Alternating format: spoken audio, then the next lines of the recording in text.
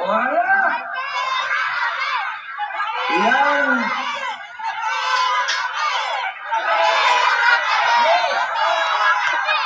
May pera kami! May pera kami! May pera kami! May pera kami!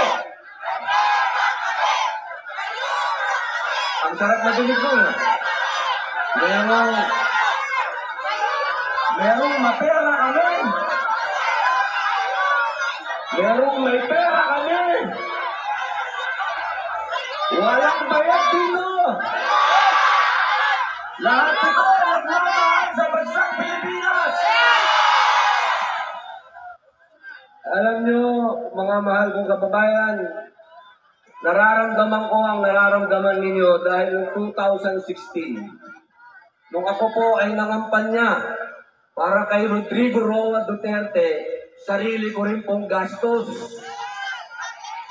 Ako po ay umikot dito, hindi lang po sa Europa, hanggang sa Middle East, Southeast Asia, nangampanya po ako, sarili kong pamasahe, sarili kong hotel.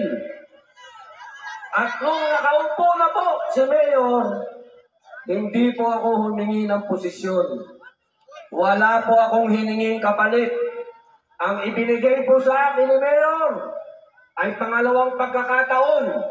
Binigyan niya ako ng absolute pardon, pangalawang buhay. Kaya nandito po ako, nakalulungkot man sabihin, pero marami po sa mga kaibigan namin ni Mayor, kakilala na lang. Napakabilis pong makalimot.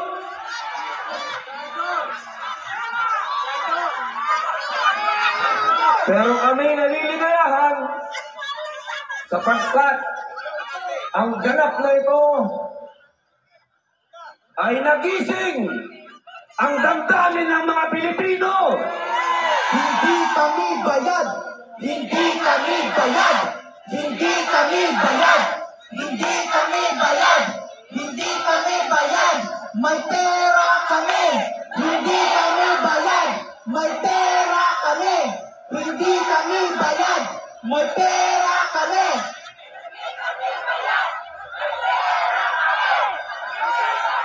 Bayang Pilipinas, naririnig mo ba sila?